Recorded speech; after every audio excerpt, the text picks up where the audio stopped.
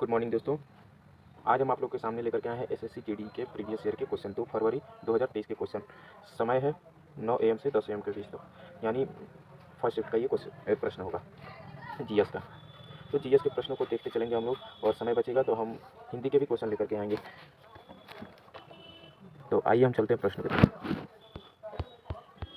ये तो सभी जीएस रीजनिंग के प्रश्न हैं। रीजनिंग के प्रश्न हम बाद में करेंगे, लेकिन पहले जीएस के हम कर रहे हैं। हाँ, जीएस कहाँ से है? तो पहला क्वेश्चन आपका दे रखा है, निम्न में से कौन सा नृत्य मध्य प्रदेश के मालवा क्षेत्र के ग्रामीण इलाकों की महिलाओं द्वारा किया जाता है? तो इसके 4 उत्तर दिए गए हैं। सही उत्तर इसका दिया गया है मटकी नृत्य। दूसरा क्वेश्चन है, खिलाड़ियों और उनके जन्म के राज्य केंद्र शासित प्रदेश से संबंधित निम्नलिखित में से कौन सा एक गलत मिलान है? तो ये बाकी तीनों सही हैं। सानिया मिर्जा महाराष्ट्र, अंजुम चोपड़ा नई दिल्ली, साइना नेहवाल हरियाणा से। इसमें मिताली राज जो है वो तमिलनाडु, ये गलत आंसर हो जाएगा। तीसरा दिया, भारतीय संविधान के 101वें संविधान संशोधन अधिनियम ने निम्न प्रणाली की शुरुआत की। इसका सही उत्तर हो जाएगा एक देश एक कर। चौथा क्वेश्चन है, कोशिका द्रव्य में राइबोसोम, माइटोकॉन्ड्रिया और गाल्गी काय जैसे, यहाँ पे क्या भरा जाएगा? कोशिकांग होते हैं, यानी कोशिकांग को भरेंगे हम लोग यहाँ पे। पांचवा क्वेश्चन है, निम्नलिखित में से 3 व्यापार के लिए सहायक है और अतः एक समूह बनाते हैं, वह कौन सा है जो समूह से संबंधित नहीं है? तो इसका सही उत्तर हो जाएगा कृषि। छठा क्वेश्चन आपके सामने है, गौतम बुद्ध के भक्तों द्वारा मनाई जाने वाली बुद्ध पूर्णिमा हिंदू माह के मतलब किस महीने में मनाई जाती है? तो वैशाख के महीने में मनाई जाती है। सातवां क्वेश्चन है, सुनंदा नायर ने मुंबई विश्वविद्यालय से ये मोहिनी अट्टम सही होगा इसका, मोहिनी अट्टम नृत्य शैली में पीएचडी पूर्ण की थी। यानी जो सुनंदा नायर हैं वो मोहिनी अट्टम नृत्य में उन्होंने पीएचडी किया था। आठवां क्वेश्चन है, बजरंग पूनिया ने किस टूर्नामेंट में दौलत नियाजो बेकोव को हराकर कांस्य पदक जीता था? तो इसका सही उत्तर हो जाएगा टोक्यो ओलंपिक 2020। नवा क्वेश्चन है, निम्नलिखित में से कौन वाकांटक राजवंश के संस्थापक थे? वाकांटक राजवंश के संस्थापक कौन थे? तो इसका सही उत्तर होगा बिंदु शक्ति। 10वां क्वेश्चन है, विकास की स्थिति के आधार पर संशोधनों का वर्गीकरण किस प्रकार किया जाता है? तो इसका सही उत्तर हो जाएगा संभावित, विकसित, स्टॉक और संचित कोष।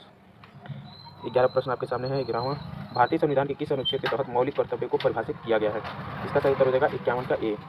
12वां क्वेश्चन है, करेंसी नोट और सिक्कों को कागजी मुद्रा कहते हैं, इन्हें कानूनी निविदा भी कहा जाता है। तो इसका सही उत्तर हो जाएगा कानूनी निविदा।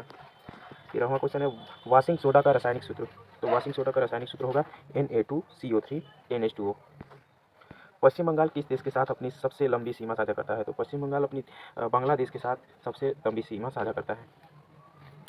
याद रखिए दोस्तों, पश्चिम बंगाल को ही 2 भागों में बांटा गया था, पूर्वी बंगाल, पश्चिम बंगाल, और जो पूर्वी बंगाल था उसे बांग्लादेश का नाम दे दिया गया, उसे एक देश बना दिया गया।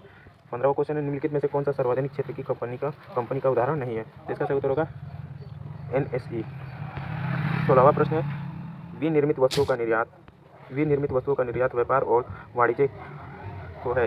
इसका सही उत्तर होगा फैलता, मतलब विनिर्मित वस्तुओं का निर्यात व्यापार और वाणिज्य को फैलाता है। 17वां प्रश्न है, नवंबर 2022 तक स्थिति के अनुसार भारत में एक राजनीतिक दल राष्ट्रवादी कांग्रेस पार्टी के अध्यक्ष कौन है? तो इसका सही उत्तर हो जाएगा शरद पवार। 18वां प्रश्न है, 1928 में नई दिल्ली में फिरोज शाह कोटला मैदान में एक बैठक में, इसके यहाँ पे तीसरा सही होगा, हिंदुस्तान सोशलिस्ट रिपब्लिक एसोसिएशन की स्थापना की गई। इसके नेताओं ने भगत सिंह, जतिन दास और अजय घोष थे। प्रश्न नंबर 19, नवंबर 2020 में भारत के विधि आयोग के अध्यक्ष के रूप में किसे नियुक्त किया गया है? तो विधि आयोग के अध्यक्ष के रूप में न्यायमूर्ति ऋतुराज अवस्थी को नियुक्त किया गया है।